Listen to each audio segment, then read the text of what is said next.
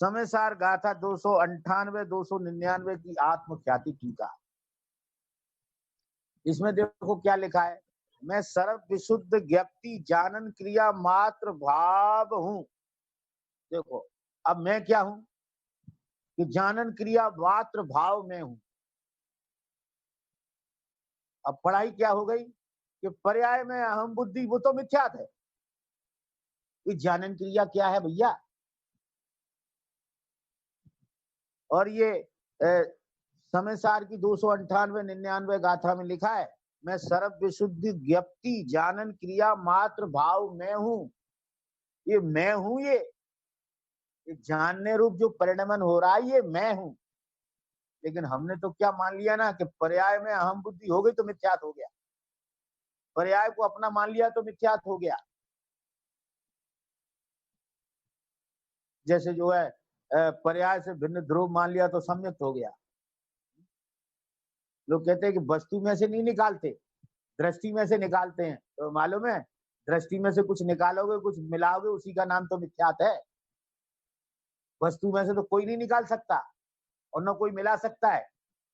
ये जीव मिथ्या दृष्टि क्यों है कि परद्रव्य को मिला रहा है। तो काय में मिला रहा है? दृष्टि में मिला रहा है कि वस्तु में? क्यों साहब, वस्तु में मिलाने की ताकत है किसी में? तो परद्रव्य को आत्मा में मिला दे तो कहाँ मिला रहा है? ये दृष्टि में मिला रहा है। तभी तो उस दृष्टि का नाम मिथ्या दृष्टि है, जो पर का अंश अपने में मिलाता है। और वही टोडरमल जी ने लिखा है, अपना अंश पर में मिलाता है, वह भी मिथ्या दृष्टि है। तो तुमने अपनी पर्याय को परद्रव्य में मिला दिया ना, काय में मिलाया? दृष्टि में। उसी दृष्टि का नाम तो मिथ्या दर्शन है। तुम कहते हो कि दृष्टि में से निकाल दो ना, तो दृष्टि सम्यक हो जाएगी, सम्यक हो जाएगी, मिथ्या हो जाएगी। वस्तु में से तो निकाल ही नहीं सकते हो कि हमने वस्तु में से नहीं निकाला, दृष्टि में से निकाला है। वस्तु में तो कोई नहीं निकाल सकता, तुम्हारी क्या ताकत है? दृष्टि में से ही निकालते हो, दृष्टि में ही शामिल करते हो। और दोनों दृष्टि मिथ्या है। जो शामिल करता है वो भी मिथ्या है, और जो निकालता है वो भी मिथ्या है। जैसा है वैसा स्वीकार करो ना, जैसा है वैसा देखो ना। द्रव्य जैसा है वैसी दृष्टि का नाम द्रव्य दृष्टि है, कि उसमें से कुछ शामिल करना और निकालने का नाम द्रव्य दृष्टि है? जरा द्रव्य दृष्टि का अर्थ ही ये है कि जैसा द्रव्य वैसी दृष्टि, उसका नाम द्रव्य दृष्टि। अब तुमने उसमें कुछ शामिल किया या उसमें से कुछ निकाला, तो शामिल करना और निकालना काय में किया? दृष्टि में। तो वो ये दृष्टि मिथ्या दृष्टि है, जो शामिल करती है और निकालती है।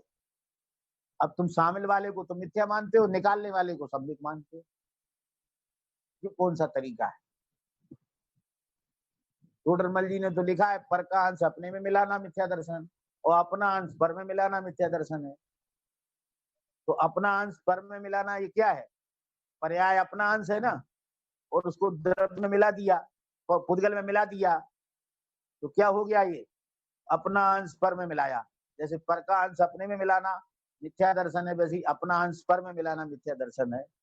ये बात जीव अजीव तत्व के अन्यथा स्वरूप में पंडित टोडरमल जी ने मोक्ष मार्ग प्रकाशक के 7वें अध्याय में लिखा है कि पर का अंश अपने में मिलाना और अपना अंश पर में मिलाना।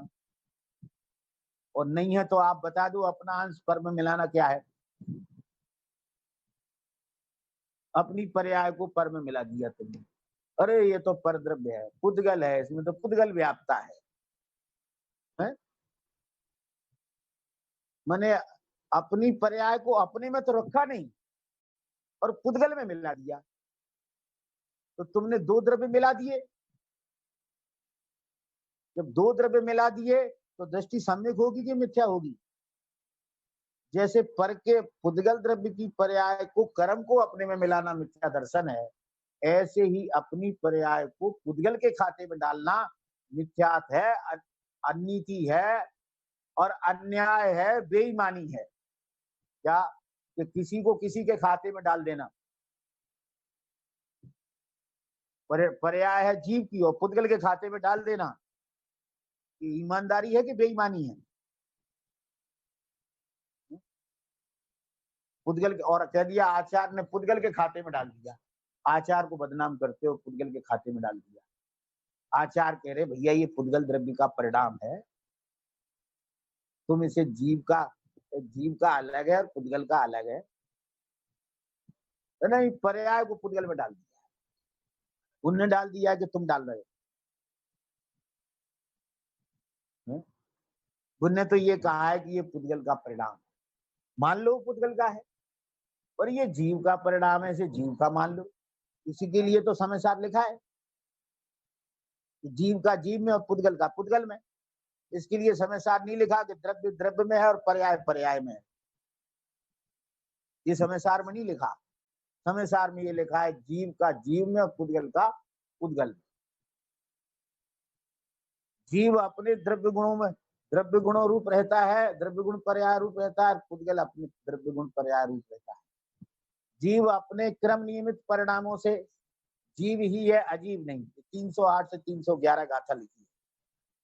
जीव अपने क्रम नियमित परिणामों से जीव जीव ही है, अजीब नहीं होता। और पुद्गल अपने कर्म रूप परिणामों से अजीब अजीब ही रहता है, जीव नहीं होता।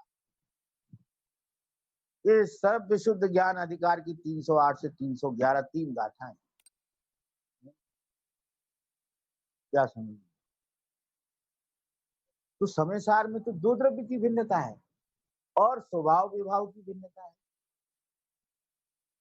द्रव्य पर्याय की भिन्नता की बात समय सार में कहीं नहीं है। भिन्नता की तो सैकड़ों बातें हैं। द्रव्य पर्याय की अभिन्नता से तो भरा है समय सार। भिन्नता की बात पूरे समय सार में कहीं नहीं। भिन्नता की बात बस पर द्रव्य की और स्वभाव विभाव, बस। भेद ज्ञान की संधि ज्ञान और राग के बीच में होती है। भेद ज्ञान की संधि द्रव्य पर्याय के बीच में नहीं होती।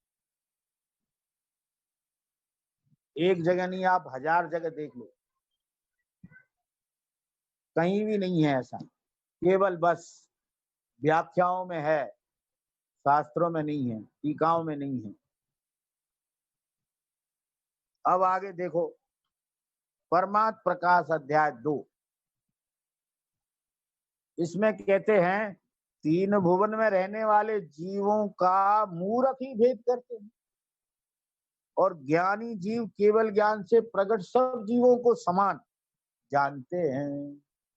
देखो, ज्ञानी कौन है? जो केवल ज्ञान से प्रकट सब जीवों को समान जानते हैं। और मूर्ख कौन है तीन भुवन में? कि जो भेद करते हैं, क्या कि जे तो मिथ्या दृष्टि और जे सम्यक दृष्टि और जे परमात्मा और जे पामर और जे भक्त, क्या समझ में? ऐसा जिनको भेद ही दिखाई देता है, हालांकि भेद है, लेकिन अभेद को जो समानता देखता है उसका ही भेद जो है वो व्यवहार कहलाता है। जिसने समानता नहीं देखी उसका वो व्यवहार भी नहीं है। क्या ख्याल? तो सभी जीव केवल ज्ञान से प्रकट समान है। माने सभी जीव जैसा केवल ज्ञान जानना सिद्धों का काम है, ऐसे केवल जानना हमारा और आपका, सब जीवों का काम है। मात्र जानना मेरा काम। क्या समझ में? तो काम में इसलिए पर्याय से कोई अंतर ही नहीं है, गुण से भी कोई अंतर नहीं है। जितने गुण सिद्धों में उतने गुण मुझ में, और उनका द्रव्य जीव और मेरा द्रव्य जीव। अंतर कहाँ है? द्रव्य पने अंतर नहीं, गुण पने अंतर नहीं, पर्याय पने अंतर नहीं। अब अंतर कहाँ है? बस वही मोह राग देश को अंतर है, बस।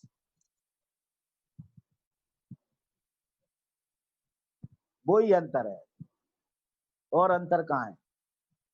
अब ये निरंतरता समझ में आ जाए और अपने निरंतर स्वभाव में लीन हो जाए तो वो अंतर खत्म हो जाएगा है? लेकिन अंतर को अंतर समझना, निरंतर को निरंतर समझना, और निरंतर स्वभाव की एकाग्रता से अंतर मिट जाएगा, ये उसकी विधि है। हम्म। अब आप देखो, बहुत जोरदार बात यह पद्मनंदी पंच विशांतका की है। ये नियम सार में दी गई है ये गाथा, और है पद्मनंदी पंच विशांतका। बहुत ही गजब की गाथा है, हिला को रख देती है, हिला के। क्या कहते हैं, वह परम तेज केवल ज्ञान, केवल दर्शन और केवल शौक के स्वभाव ही है। ये हमारे आत्मा का तेज है। क्या? केवल ज्ञान, केवल दर्शन और केवल शौक, ये हमारे आत्मा का तेज है। उसे जानते हुए क्या नहीं जाना। जिसने इस आत्मा को केवल ज्ञान दर्शन स्वभाव ही देख लिया, उसने क्या नहीं जाना, माने सब जाना। और देखते हुए क्या नहीं देखा, जिसने अपना केवल ज्ञान केवल दर्शन स्वभाव देख लिया, उसने क्या नहीं देखा, उसने सब देख लिया। और सुनो, केवल ज्ञान स्वभाव को श्रवण करते हुए क्या नहीं सुना, जिसने अपने आत्मा के केवल ज्ञान स्वभाव को प्रमोद भाव से, प्रसन्न चित्त से सुन लिया, अब उसके लिए क्या रह गया सुनने के लिए? क्या नहीं सुना उसने? क्या गजब बात है पद्मनंदी आचार्य। क्या?